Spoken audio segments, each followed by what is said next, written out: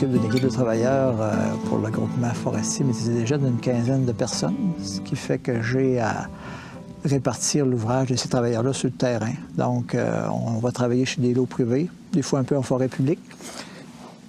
À ce moment-là, c'est moi qui viens répartir le travail qu'il y a à faire sur un propriétaire donné. Donc, j'ai une prescription sylvicole, comme ici, on avait probablement de coupe progressive d'ensemencement. Donc, j'oriente les travailleurs pour qu'effectivement le bois se coupe de la bonne façon. Puis en plus, le débardage peut se faire aussi pour que le bois sorte, parce que pour pouvoir vendre ce bois-là, il faut l'amener sur le chemin forestier. Ça se machine, je vais rencontrer mes travailleurs. En principe, il faut que je les vois régulièrement, au minimum une fois par jour. Puis c'est ça, tout dépendant.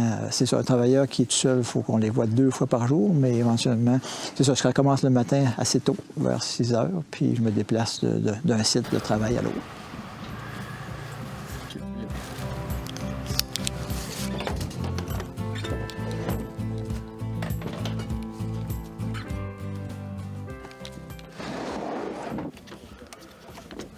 Au début de la saison, qui se situe aux alentours du 20 mai, approximatif, tout dépendant s'il y a encore de la neige au sol, du terrain disponible. On commence par la plantation. Des plants, fort probable qu'on appelle à carottes, qui sont dans des bacs, ou qu'il pourrait arriver qu'il y en a dans des poches qu'on appelle des racines nues, qu'on met en terre, soit sur l'eau publique ou au privé. Puis après ça, on va dans le DPM, qui consiste à dégager le plein qui est pas haut, pour pas qu'il se fasse écraser par la neige au début de sa croissance. Puis après ça, on s'en va dans le nettoiement. Après ça, durant le mois de septembre approximatif, parce que c'est dur de donner une date, on fait soit du nettoiement. Dans ce temps-là, c'est une plantation qui a déjà atteint une certaine maturité, peut-être de 10 ans. On va à l'intérieur, puis on nettoie. Pour leur donner encore une chance de pousser. Tu enlèves les morts, tu enlèves le feuillu qui est en compétition avec ces arbres-là. Après ça, fort probable, durant la fin de la saison, dans mon cas, on fait de l'abattage manuel. Et encore là, ça peut être aussi dans des plantations, ça peut être aussi, comme vous constatez, dans une érablière qui a... Tout ça va dans un tout complet de travaux qui sont du début à la fin pour faire une meilleure valorisation, une meilleure croissance de l'arbre. Donc, on accélère la production de l'arbre en diamètre, qui fait qu'on sauve peut-être 10 ans de production comparativement au naturel. Il faut avoir une passion, par exemple. Il faut aimer ça. Là. Puis il ne faut pas dire que dans ce métier-là, c'est toujours facile, par exemple. Vous avez des hauts et des bas, selon si Dame Nature veut coopérer. Hein? S'il pleut, c'est plus dur dans une journée. Tu arrives à l'automne, des fois, c'est le froid. Hein? Peut-être la neige juste à la fin de la saison. Mais il faut vraiment aimer ça. Il faut avoir un peu une piqûre, comme on dit. Là. C'est la liberté. Comme aujourd'hui, il fait beau. Hein?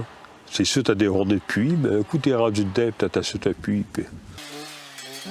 Puis avoir une bonne forme physique, parce que la forêt n'est pas tout le temps planche comme ici. Il y a des côtes, il y a de la pluie, il y a tout. Il faut que ça soit assez vaste, parce que d'abord, la connaissance du travail comme tel, il faut avoir quand même une certaine expérience. Moi, j'ai commencé comme conseiller forestier, donc une vingtaine d'années à rencontrer des propriétaires, mais à marcher des lots forestiers, à voir des sites forestiers. Donc, un peu de connaissance aussi. Il faut mener des hommes, parce que chacun a sa façon de voir, puis il faut être capable de dire, pour entrer en conflit toujours avec eux autres. C'est sûr que c'est souvent des gens il y a des jeunes qui commencent, mais on a beaucoup les travailleurs forestiers, présentement, c'est des gens qui sont quand même assez âgés, qui ont une vaste expérience du travail. Ça fait que c'est plus facile à ce moment-là. De l'avoir fait dans l'ensemble, la plantation. Après ça, tu es retourné au bout de 2 ans, 3 ans, selon la compétition. Tu le vois, il a grossi. Puis là, 10 ans après, tu y retournes. Mais là, hop, hey, moi ça, tel quel, là. Si tu vas jusqu'à la fin, bien, tu vas peut-être avoir la chance de faire la coupe de la production que tu as. de voir un arbre que j'ai planté qui s'est bouffé. Puis ainsi qu'il y a des places, je ne me reconnais même pas. C'est rendu assez haut. Puis... Parce que justement, j'étais à la face en fin de semaine, puis je disais à mon chum, j'ai planté ici, la regarde comment c'est rendu. Ça donne un coup de vieux.